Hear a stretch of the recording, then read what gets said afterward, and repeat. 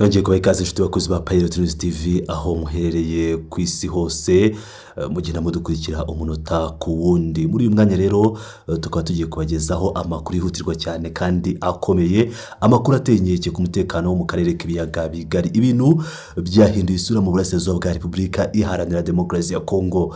Leta ya Kinshasa iri gukora ibishoboka byose yitabaza ingabo z'amahanga zikomeye nka Angola na Afurika y'Epfo kugira ngo irwane inkundura y'urupfu n'umupira mu kurinda umujyi wa Uvira. Hakurya y'ibyo impuzamashyaka cyangwa ihuriro AFC M23 iri mu ntambara y'amagambo n'imiryango mpuzamahanga ku byerekeye ubwisanzure bw'itangazamakuru. Mu gihe ibyo biri kuba, inyeshyamba za Wazalendo zikaba zikomeje gushinjwa ubwicanyi ndengakamere ku basivili b'inzirakarengane muri Karehe. Hagati aho intambara yafashe indi ntera, yagukiye no mu ntara ya Katanga aho havutse umutwe mushya w'inyeshyamba uhitana abarinzi ba za parike. Ndabasaba rero gukurikirana iyi nkuru twitonze, dusesengure buri ngingo kugira ngo mwumve neza ikibazo uko giteye muri uyu mwanya. Tugitangira rero, reka duhere ku nkuru y'incamugongo iri kuvugwa cyane kuri uyu munsi w'amateka. Umujyi wa Uvira uherereye mu ntara ya Kivu y'Amajyepfo. Amakuru yizewe ava mu nzego z'umutekano n'abakurikiranira hafi iby'akarere yemeza adashidikanya ko hari ukongera ingabo mu buryo bukomeye cyane ndetse n'ibirwanisho bemereye mu nkengero z'umujyi wa Uvira. Kugira ngo mwumve neza uburemere bw'iki kibazo, indege nini yuzuyemo abasirikare b'iki gihugu, ubwo ndavuga igihugu cya Angola, basaga 400 iherutse kugwa ku kibuga cy'indege cya Bujumbura mu gihugu cy'u Burundi gituranye n'u Rwanda ndetse na Kongo. Abasirikare ba Angola byitezwe ko bazahita bambuka umupaka bakerekeza mu mujyi wa Uvira kujya gufasha ingabo za leta ya Kongo. Ntabwo ari Angola gusa yongeye kohereza ingabo. Amakuru akomeza avuga ko hari batayo cyangwa se battalion y'ingabo z'igihugu cya Afurika y'Epfo zizwi nka South African Defense Force cyangwa SANDF nayo yiteguye kugera muri urwo rugamba muri Uvira vuba aha. Ibirerekana ko Uvira yabaye isebaniro ry'amahanga n'imitwe itandukanye rwose. Izi ngabo zose z'amahanga zikaba ziteganyijwe kwihuza zigahuza imbaraga n'urundi ruvange rw'ingabo zisanzwe ziri muri Uvira. Harimo ingabo za leta ya Repubulika Demokarasi ya Kongo FARDC nk'ubusanzwe cyangwa nk'abayoboye urugamba, ingabo z'u Burundi ziri muri Kongo, inyeshyamba zizwi nka Wazalendo zikunze kugaragara mu bikorwa by'urugomo n'ubwicanyi, umutwe w'iterabwoba wa FDLR ndetse n'abacancu b'abazungu bakora akazi k'ubusirikare buhembwa, abameriseneri. Ubwo muri abameriseneri, mbere yuko dukomeza, ngira ngo murabizi neza ko harimo nk'aba Blackwater baturuka muri Leta Zunze Ubumwe za Amerika, bo muri Colombia ndetse n'abandi batandukanye. Uruvange rwose rero rw'ingabo n'imitwe yitwaje intwaro rurashaka gukora igitero gihurijwe hamwe cyo guhangana n'ihuriro AFC M23, umutwe umaze kwigabira ibice byinshi by'uburasirazuba bwa Kongo. Kubera iki rero leta ya Kinshasa yashyize imbaraga zose muri Uvira? Igituma leta ikora ibi byose ubu nuko amakuru avuga ko abarwanyi ba AFC M23 bamaze kugota umujyi wa Uvira hafi ya wose amanywa n'ijoro, bakaba aribo bari kuwugenzura. Kugeza ubu inzira imwe rukumbi isigaye ifunguye ivana cyangwa yinjiza abantu muri Uvira ni inzira nto cyane yerekeza ku kiyaga cya Tanganyika gusa. Umujyi washyizwe mu mfuruka burundu, bityo Kinshasa ikaba iri gukora ibishoboka byose kugira ngo idatakaza uyu mujyi w'ingirakamaro mu by'ubukungu n'umutekano, cyane ko uri no ku mazi. Aha hagomba kwibazwa ikibazo gikomeye kijyanye na diplomasi. Ukugaruka kw'ingabo za Afurika y'Epfo muri intambara kuzamura ibibazo byinshi cyane. Twibuke twese ko nyuma y'ifatwa ry'umujyi wa Goma mu minsi yashize, aho ingabo za SADC zari ziyobowe na Afurika y'Epfo zasumbirijwe zigakubitwa inshuro ku rugamba ndetse zimwe zikasiga ubuzima. Hari habayeho ubwumvikane runaka hagati ya SADC n'abarwanyi ba M23 kugira ngo imirwano igabanuke hagati yabo ndetse babarindira umutekano mu mujyi wa Goma kugeza batashye. Ikibazo umuntu yakwibaza, ukugaruka kwa Afurika y'Epfo muri Kivu y'Amajyepfo bivuze iki ku masezerano yari yarakozwe mu ibanga abasesenguzi ba politike y'akarere bakabibonamo ibintu bibiri by'ingenzi. Icya mbere, leta ya Kinshasa yiyemeje kurinda Uvira ku kiguzi icyo ari cyo cyose nta kubabarira, ndetse niyo mpamvu batangiye kuzana abameriseneri ngira ngo barabazanye n'ubu ngubu bakomeje kugenda babazana. Icya kabiri, Kinshasa irashaka kwirinda cyane ko amateka yakwisubiramo, no kuvuga amateka mabi yo gutsindwa ku rugamba, aho rero yatakaza undi mujyi mukuru w'intara nyuma ya Goma, Bukavu ndetse na Uvira n'ubundi yarafashwe nyuma yaho cyangwa mbere yaho M23 iva muri Uvira kugira ngo itume ibiganiro bijya mbere. Ibintu rero ngo byakwangiza isura yayo ku buryo budasubirwaho imbere y'abaturage bayo, na cyane ko iri gukoresha indege za drones muri imirwano, iri kumva ko ifite imbaraga itagomba gutsindwa mu buryo bwari bwo bwose. Reka tuve ku by'imirwano y'imbunda muri Uvira cyangwa ku kwegeranya kw'ingabo muri Uvira, tujye mu yindi ntambara iri kubera mu binyamakuru no mu itangazamakuru mpuzamahanga. Umuvugizi wa AFC M23 mu bya politiki, ubu twavuga ko yabaye n'umuvugizi mu bya gisirikare bijyanye ko Lieutenant Colonel Wiringoma yitabye Imana, ndetse n'ibya gisirikare akomeje kugenda abitangaza. Bwana Lawrence Kanyuka rero akaba yasohoye itangazo ryihutirwa kandi rikomeye cyane kuri uyu munsi, aho yasohoye itangazo ryamagana ibyatangajwe n'imiryango mpuzamahanga ivugira abanyamakuru. Muri iryo tangazo yasohoye, AFC M23 iraburira abanyekongo ndetse n'amahanga yose muri rusange, ibamenyesha ko hari gahunda nshya yo gukwirakwiza ibihuha n'amakuru y'ibinyoma igamije guharabika uyu mutwe uko byagenda kose no kuyobya abaturage. Bwana Kanyuka yavuze ko nyuma y'umuryango wa Human Rights Watch, ubu noneho hatahiwe umuryango witwa Reporters Sans Frontières cyangwa RSF mu magambo ahinnye, umuryango usanzwe uzwiho kurengera abanyamakuru, ko uri gusohora za raporo zidafite ishingiro na rimwe ndetse zidafite aho zishingiye, hagamijwe gusa ku kwangiza isura ya AFC M23. Muri iri tangazo, M23 ivuga ko yasabye uyu muryango wa RSF mu buryo bweruye cyane ko yatanga ibimenyetso bifatika bishyigikira ibirego byayo by'uko inyeshyamba zibangamira abanyamakuru. Ariko igihari ni uko Lawrence Kanyuka ari kuvuga abyishongoraho kandi anabigaya cyane. RSF yiyemereye ubwayo ko amakuru yayo yatangaje ndetse n'isoko yayo yibanze y'ayo makuru yabivanye ku mbuga nkoranyambaga gusa, aho gukora ubushakashatsi bwimbitse. Ibi rero M23 ibibona nk'ubunyamwuga buke bukabije cyane, binateye isoni ko umuryango wiyita umuryango mpuzamahanga w'icyitegererezo mu kurengera itangazamakuru ku isi wakora ibintu nk'ibi ngibi. Kanyuka yagize ati mu magambo ye, raporo ishingiye ku bintu bidafatika nk'ibyo yakuwe ku mbuga nkoranyambaga ntishobora na rimwe gufatwa nk'iyizewe cyangwa iyo kwizerwa, ahubwo igomba kwamaganirwa kure ndetse igaterwa utwatsi nta kujijinganya.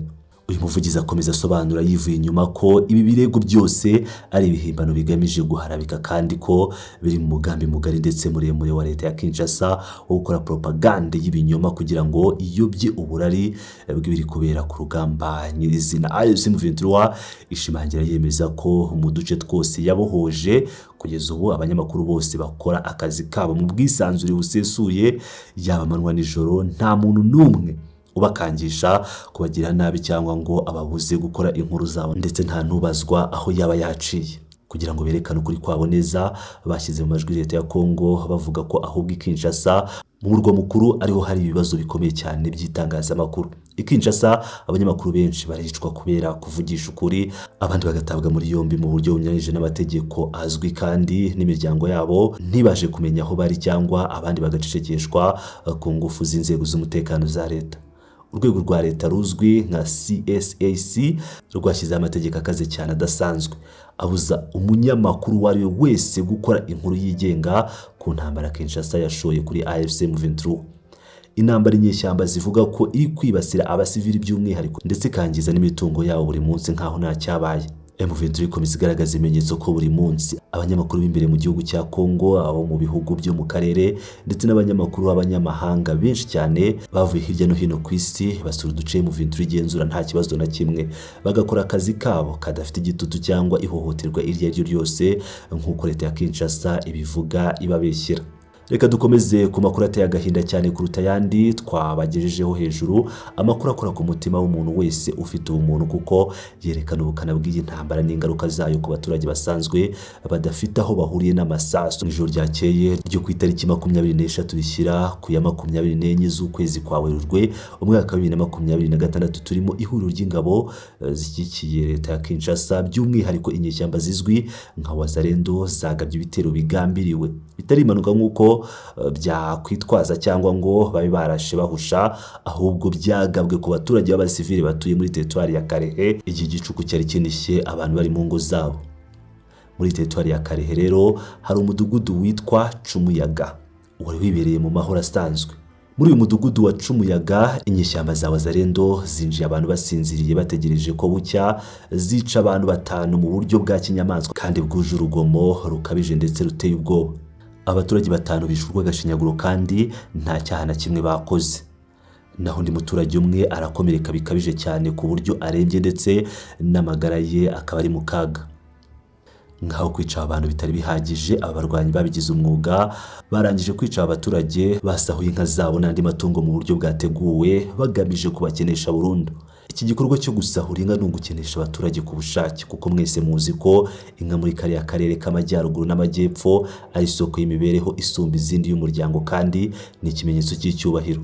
Uretse uyu mudugudu wa Cumuyaga wahuye n'iyi sanganya, izi nyeshyamba za Wazalendo zanateye undi mudugudu nawo witwa Bibatama, nawo uherereye muri iyo teritwari ya Karehe mu masaha ya nijoro gusa. Muri uyu mudugudu wa Bibatama aho ibintu byabaye bibi cyane kurushaho, dore ko abasivili bagera kuri 6 bose bishwe barashwe nta mbabazi bagiriwe ngo bareke nibura abana cyangwa abagore. Mu gihe undi muturage umwe nawe yakomeretse bikomeye cyane akaba ari mu bitaro aho leta itita no ku nkomere.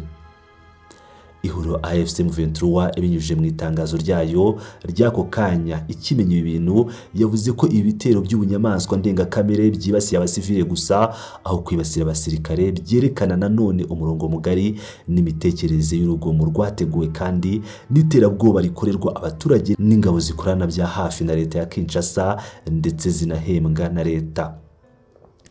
Kubera aya mahano ndengakamere yabaye mu ijoro, umutwe wa AFC M23 wongeye gushimangira imbere y'amahanga nta mususu, ugaragaza ko wiyemeje nta gusubira inyuma na gato kugira ngo urengere no kurinda abaturage b'abasivili ndetse no kubungabunga imitungo yabo yose ahiri hose mu gihugu, kugira ngo bareke gukomeza kugirwa ibitambo bya buri munsi n'imitwe nk'iyi ya Wazalendo ifatanyije n'ingabo za leta FARDC ibahiga bukware. Mu gusoza amakuru yacu arambuye uyu munsi, nkaho ibi byose twavuze hejuru bitari bihagije ngo byerekane uburemere bw'iyi ntambara, turabagezaho amakuru mashya kandi ateye ubwoba yerekana ko intambara itakiri mu burasirazuba gusa nk'uko byahoze kera ngo n'abari kure bumve ko batekanye. Intambara yafunguye undi muryango mu majyepfo. Iminsi mike nyuma yuko umuvugizi asabye ko abantu bamenya uko ibintu bimeze mu gihugu, ingabo za leta ya Kongo FARDC zafunguye ku mugaragaro urundi rugamba rushya, urugamba rwiriye kandi ruremereye mu ntara yahoze yitwa Grand Katanga, ikaba yaragabanyijwemo intara nyinshi mu majyepfo ya Kongo. Katanga nk'uko benshi babizi cyane mu mateka ya Kongo, ni intara iri mu majyepfo y'igihugu ikungahaye cyane mu buryo budasanzwe ku mabuye y'agaciro nka cuivre cyangwa copper ndetse na cobalt, ifatiye runini isi yose cyane cyane mu gukora za batterie z'imodoka. Kugira ngo mwumve uburemere bw'iki gikorwa cyo gufungura urugamba aho ngaho muri ubwo bukungu bwose, General Edi Kapenda, umwe mu basirikare bakuru kandi bazwi cyane mu mateka mabi n'amezi ya Kongo, akaba ari nawe muyobozi mukuru w'ingabo muri ako karere ka Katanga, akaba avuga rikijyana. Yagaragaye yagiye ku rugamba ubwe ahagarariye ibikorwa, yiyereka abaturage n'ingabo ze kugira ngo atange amabwiriza ashyushye agamije kuzamuramo akanyabugabo, ari nako ashyira abasivile mu mazi abira. Ariko se n'iki kibabaje muri urugamba rushya rwa Katanga rutangijwe? Muri gufungura urugamba rushya muri iyi ntara yahoze ari Katanga, havutse undi mutwe w'inyeshyamba mushya utarusanzwe uzwi, ugaragara nkaho wahaye intwaro vuba aha kandi bigaragara ko ufite abawutera inkunga rwihishwa harimo n'abayobozi ba leta. Uyu mutwe w'inyeshyamba uvugwa n'abaturage ko ufite ubugome bukabije ndetse n'inyota idasanzwe y'amaraso ku baturage batari ku isonga. kandi kibabaje kuruta ibindi byose umuntu yakwibaza cyane, ibikorwa bya mbere by'uyu mutwe w'inyeshyamba ntabwo byabaye byo kurwana n'ingabo z'umutwe runaka uzwi cyangwa inyeshyamba bahanganye, ahubwo bagabye ibitero bidafite ishingiro cyangwa impamvu igaragara ifatika. Batangiye bagaba ibitero ku barinzi ba za parike bacunga umutekano w'inyamaswa ndetse n'abaganga b'amatungo bari mu kazi kabo ka buri munsi ko kurengera ibidukikije n'urusobe rw'ibinyabuzima muri kariya karere k'amajyepfo. Ubu bwicanyi n'ubugizi bwa nabi bwibasiye abantu bita ku bidukikije burerekana ko iyi ntambara iri gufata intera y'akaduruvayo kadasanzwe mu gihugu hose, kuva mu burasirazuba ukagera mu majyepfo, aho buri wese yibasiwe akaba yicwa ntawe usigaye, yaba abasivile, inyamaswa, abaganga cyangwa abarinzi ba parike bahembwa intica n'ikize, ariko bakaba bari kuhasiga ubuzima bwabo. Mu gusoza amakuru yacu twabateguriye, biragaragara neza cyane nk'izuba ko ibintu biri kurushaho kuzamba muri Repubulika ya Demokarasi ya Kongo n'akarere kose nta kwibeshya ku ruhande rumwe. Twabonye ko leta ya Kinshasa iri gukusanya ingabo z'amahanga kugira ngo irwane inkundura yo kurengera umujyi wa Uvira uri kugotwa cyane n'abarwanyi ba M23, ariko leta ikaba yibagirwa ndetse ikanirengagiza nkana umutekano w'abaturage mu yindi mijyi no mu byaro bya kure nk'uko twabibonye muri Karehe no muri Katanga. Ku rundi ruhande, intambara y'itangazamakuru nayo yafashe indi ntera ndende hagati ya M23 na RSF bashinjanya ibinyoma n'ubunyamwuga buke ndetse no gukora propaganda. Ibyo byose rero bikaba biba amasaha yose abahazaharira cyane bikabije abahaburira ubuzima bwabo n'abahatakariza imitungo yabo bakoreye imyaka n'imyaniko, n'abaturage b'abasivile badafite kirengera, ni babandi bicurwa gashinyaguro mu ijoro ryakeye mu midugudu yacu umuyaga nayo batama badashobora no kwitabara kuko nta ntwaro bafite. Iyi ni ishusho yerekana imiterere nyakuri y'ikibazo kiri mu burasirazuba no mu majyepfo ya Kongo. Kugeza kuri uyu munota tugezeho, turakomeza gukurikirana iby'iyi nkuru amanywa nijoro, dore ko buri saha ibintu bihindura isura byihuse. Turakomeza kubagezaho ko ibintu byifashe ku rugamba rurimo abakinnyi benshi batandukanye, haba imbere mu gihugu cya Kongo ubwayo ndetse n'amahanga arimo ibihugu bya Angola ndetse n'igihugu cya Afurika y'Epfo.